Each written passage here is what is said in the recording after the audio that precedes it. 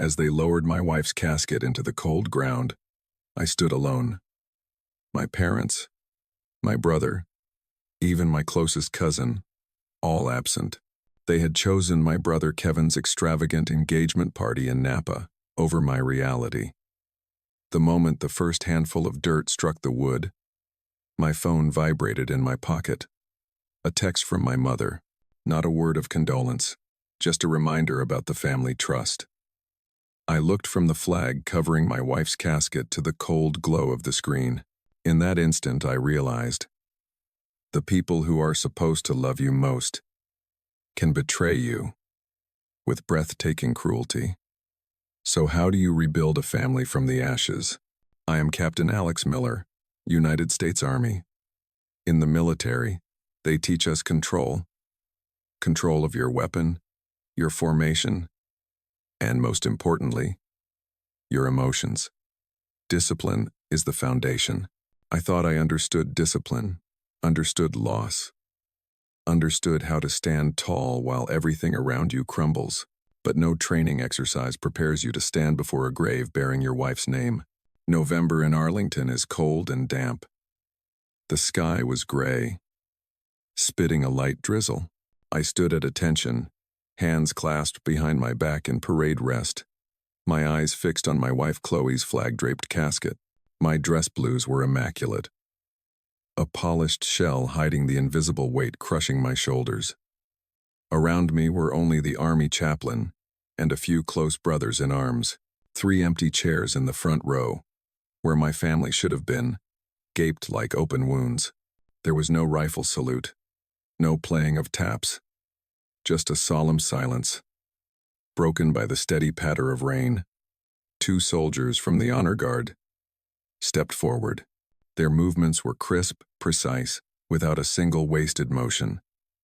Each fold of the flag was deliberate, respectful, turning the fabric into a sacred triangle. One of the soldiers approached me. He met my gaze, a soldier's eyes to a soldier's.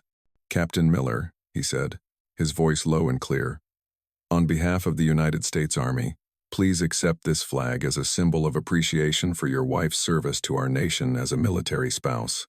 I extended my hands and took the flag. It was heavier than I'd imagined. This was the Army's acknowledgement of her quiet sacrifices, the same sacrifices my own family had ignored. The chaplain placed a hand on my shoulder, offered a few words of comfort, and then they all departed. Soon, it was just me, the rain, and the pain. I stood there, motionless, feeling the cold seep into my bones. Then, my phone vibrated. I pulled it out. The screen lit up with a new email notification. The sender was my mother. The subject line was 3 words, all caps, urgent, family trust matter. I looked at the email subject, then back at the flag in my hands. In the silence meant for Chloe, their urgency was a cruel joke. The contrast between the quiet respect I had just received and the callous demand on the screen was more brutal than any words could be. In that moment, the grief didn't vanish. It crystallized, becoming something colder, sharper. In that moment, I understood I had truly lost one family, and at the same time, chosen another. Sitting in the empty living room, still in my dress uniform from the funeral, I read my mother's email for the 3rd time. The words on the screen were as cold as steel. Not a single inquiry about how I was, not a drop of sympathy. Just duty and money. I wasn't surprised. The only thing that still stung was that Chloe wasn't here to see it. If she were alive, she would have walked over, put a hand on my shoulder, and whispered, "Let it go, Alex. You have me." But not this time. This time I had to face the void alone. Thinking of that emptiness, my mind drifted back to the beginning, when Chloe and I met, when our love sparked, and when the cracks between my family and me began to show. Chloe was unlike anyone I'd ever known. She had a way of looking me straight in the eye, as if she could see past the rank and the discipline to the man beneath. To her, I wasn't Captain Miller. I was just Alex, the guy who drank his coffee black and couldn't dance. I loved that simplicity, and I believed that as long as we had each other, We could overcome anything, but our love was never fully welcomed. I remember the first time I went to Chloe's parents' house. Her father, a lawyer, studied me in my uniform, as if I were a complex legal problem. He gave me a firm handshake and asked questions about the future and stability for his daughter with a soldier. Chloe's parents were worried their daughter would have a hard life. They feared the constant moving, the long deployments, the hurried calls from war zones, and the prospect of a life in temporary quarters instead of a luxury home. In their eyes, the ideal husband was a businessman who could provide stability, money, and prestige. That night, Chloe took my hand under the table. A gentle but firm pressure. Time. And Chloe changed them. Her parents saw something more important than stability. Devotion. Slowly, they became my family. My own family was a different story. Especially my mother. She never truly accepted Chloe. To her, only Kevin, my younger brother, was the family's pride. Kevin was smooth. Worked for a big company. Knew how to give expensive gifts and say the right things. And me? To her, my military career was just a duty. A phase. Not an achievement. They weren't overtly critical. Instead, they chose sweet words that were laced with poison. "We're so proud of you, Alex. But have you thought about a stable career after this?" Kevin's salary just went up again. He can buy us a trip to Europe. The questions, the comparisons, repeated over and over, were like drops of water wearing away at a stone. Through it all, Chloe was my shield. She met my mother's coldness with quiet warmth. She spoke of the value of my commitment, not in a preachy way, but with sincere belief. She reminded me that what I did mattered, even when my own family denied it. Chloe's death didn't just take the person I loved. It took away my only ally within my own family, and that, to me, was colder than the funeral in Arlington. Their indifference didn't stop. It escalated. It had begun months earlier, when Chloe got her diagnosis. When Chloe started coughing up blood, I thought it was just a bad cold. She had always been healthy, full of life, so my mind never entertained worse scenarios. But the doctors quickly shattered that illusion. Stage 4 cancer. No military campaign had prepared me for those words. Within weeks, our world shrank to the size of a hospital room. I was granted extended leave. Nothing else mattered. My only mission was to be by her side. The first call I made was to my mother. My voice shook as I tried to piece together the medical terms. I thought my family would at least share some of the burden. But after I told her, my mother just paused for a beat, then replied, "Oh God, that's terrible," she said, her tone holding no panic, only inconvenience. "But Chloe's a fighter. She'll pull through. You have to stay positive." Positive. That word became their mantra in the calls that followed. It was the perfect excuse for them not to face reality. An expensive flower arrangement arrived at the hospital the next day, with a card full of printed platitudes. That was the only time they showed up. She immediately changed the subject. "I'm so stressed. Alex. You know, Kevin's engagement party. Everything has to be perfect. The engagement party." In that moment, I was silent. My world had just collapsed, and hers was consumed with tablecloths and guest lists. That was it. She never once asked where the hospital was, or if Chloe needed anything. Kevin was busy showing off the engagement ring, preparing their golden couple image for the wedding. As I expected, they never visited the hospital. My cousin Matt, who I'd grown up with, did call. At first, his voice sounded sincere. "I'm so sorry, Alex. Anything you need, just call me." But those promises faded quickly. The calls became less frequent, replaced by short texts. The excuse was always that he was busy. He was helping Kevin with his best man duties. Apparently, that role was more important than our brotherhood. The real support came from where I least expected it. My military family acted. My CO's wife, Sarah, who Chloe adored, organized a meal train, Every night, a fellow soldier or their spouse would bring food to our house, leaving it quietly on the porch so as not to disturb us. Sergeant Diaz, a man in my unit who had lost his own father to the same disease, would sometimes just come and sit with me in the hospital waiting room for hours. We didn't talk much.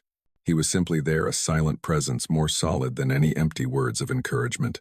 Chloe's parents flew in, taking turns staying for weeks at a time. They managed the house, cooked Chloe's favorite meals, and gave me short breaks to walk and breathe. They didn't talk about being positive. They talked about reality. They shared my pain instead of asking me to hide it. The contrast between the two families was painfully clear. One, bound by nothing of blood, showed up and shouldered part of my burden. The other, who carried the Miller name, turned my tragedy into a sad story to tell their friends, a reason to sigh and say, "Poor Alex." Before getting back to their lives, they weren't thoughtless. They simply chose their own comfort over the discomfort of my pain, and that choice was colder than death itself. Time in the hospital wasn't measured in days, but in doses of medication and waves of Chloe's pain. There were good days, when she had enough strength to smile and we'd watch an old movie on my laptop. There were bad days, when all I could do was hold her hand and wish I could absorb the pain for her. Then one afternoon, the doctor pulled me aside. "We're talking days, Captain," he said, his voice gentle but firm. "It might be time to take her home.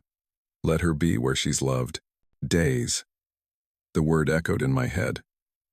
No longer weeks or months.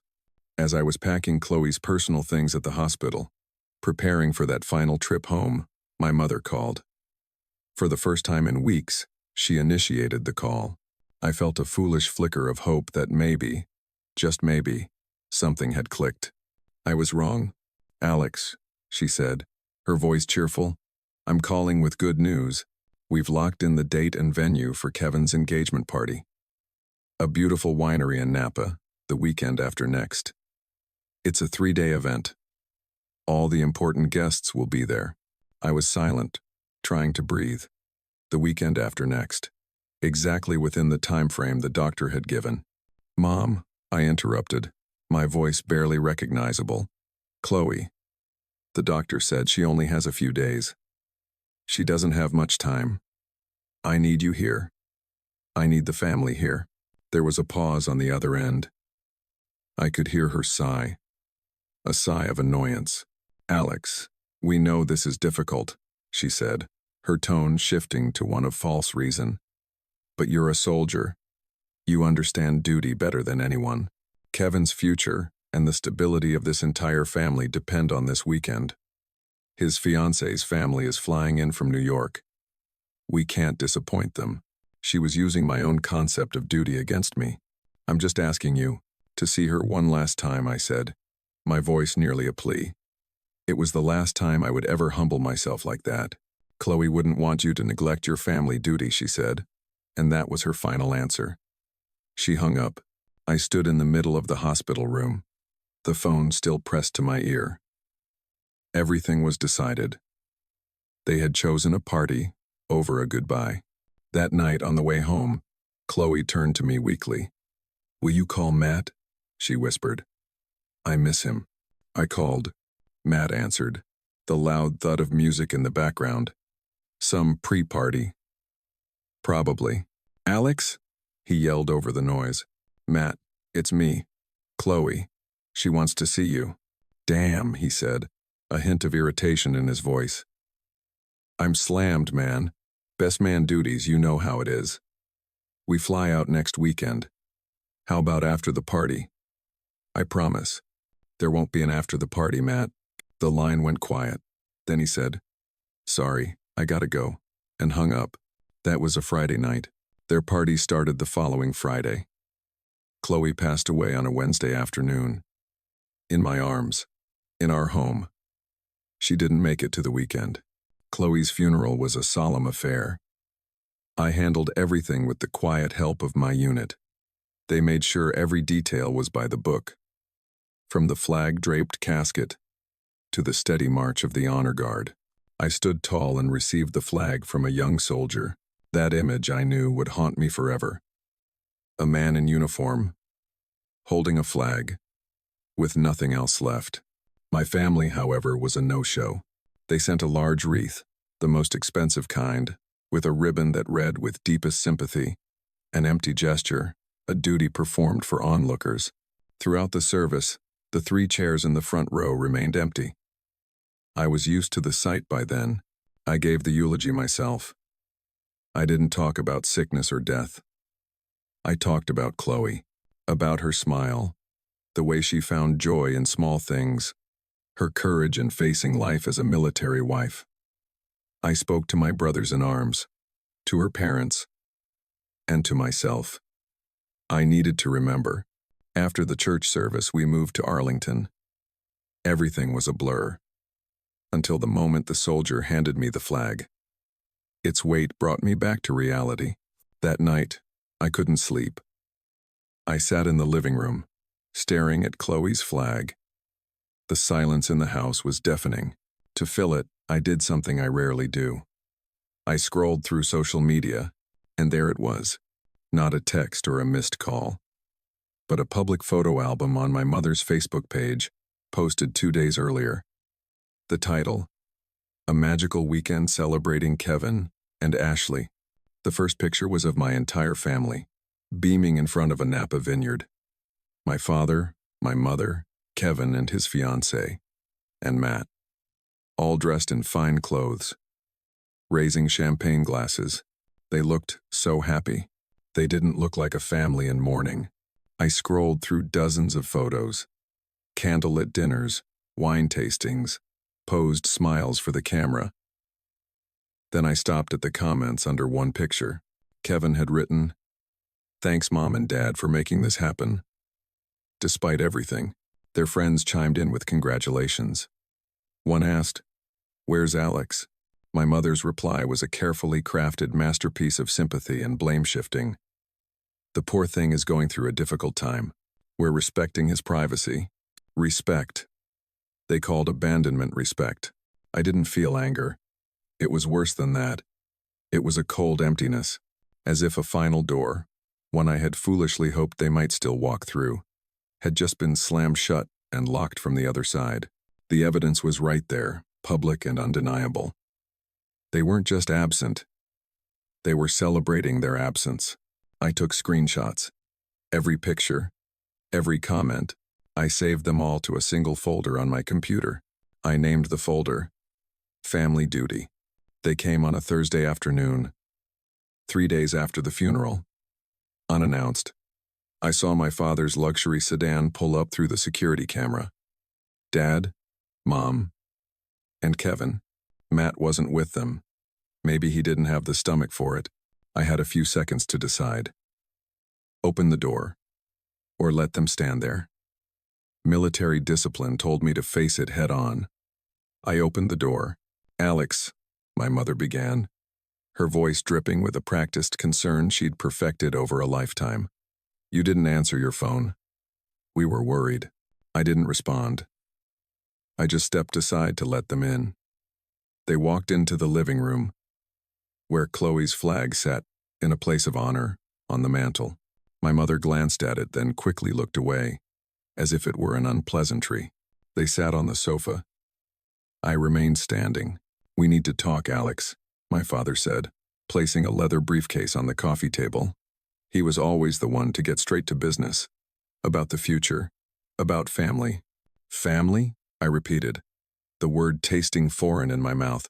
"Don't be like that, Alex," my mother interjected, a note of irritation in her voice. "We know you're grieving, but life has to go on." Kevin, who had been silent until now, finally spoke. "Alex, my company is on the verge of a major breakthrough. There's a huge investment opportunity, but it requires significant capital to dominate the market." I looked at him, dead in the eye. "And?" My father opened his briefcase and produced a file. "This is why we're here. The family trust. Your grandfather set it up for both of you boys. We need you to agree to use a portion of the trust's value as collateral for Kevin's business loan. This is for the future of all of us. They hadn't even waited for the earth to settle on Chloe's grave. I said nothing. I just walked silently to the TV, connected my phone, and opened a folder. The one named Family Duty. The first picture filled the large screen. My family, radiant in Napa. Their laughter seemed to fill the suffocating silence of the room. I slowly clicked through each photo, each smile, each champagne flute. I stopped on Kevin's comment. Despite everything, the color drained from my mother's face. My father froze. Kevin stared at the floor. "Is this the family duty you were talking about, Mom?" I asked, my voice perfectly calm. "Is this why you were respecting my privacy?" "Alex, you don't understand," my father stammered. I cut him off not by yelling, but with cold, precise words. "I understand perfectly. I understand that while my wife was dying, you were tasting wine. I understand that while I was burying her, you were posting celebration photos. And I understand that you are here today not to offer condolences, but to ask me to mortgage my future for your greed." I walked to the table and picked up the documents. "This trust," I said, looking each of them in the eye. "You will never touch it." Then, in front of them, I slowly tore the file in half. The sound of ripping paper was the only noise in the room.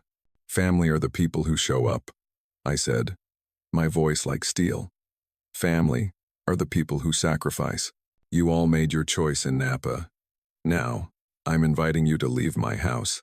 They sat motionless, stunned. "Get out," I repeated. My voice wasn't any louder, but it carried a weight they couldn't ignore.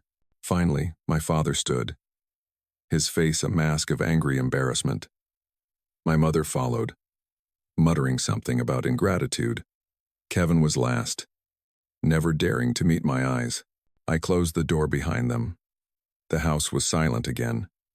But this time, it wasn't the silence of emptiness.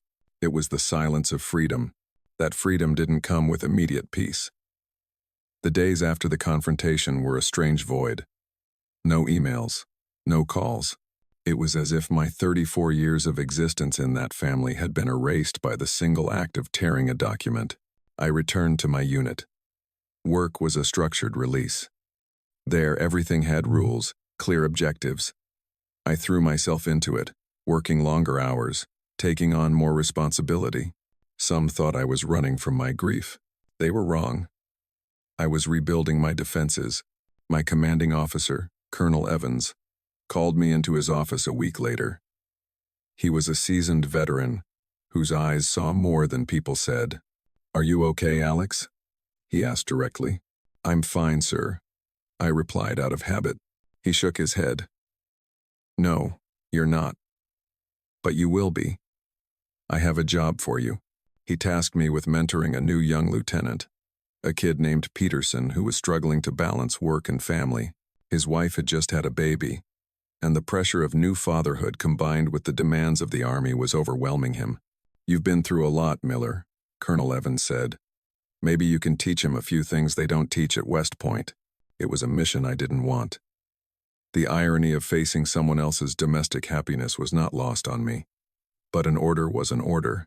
I started meeting with Peterson weekly. At first, he was reserved. So was I.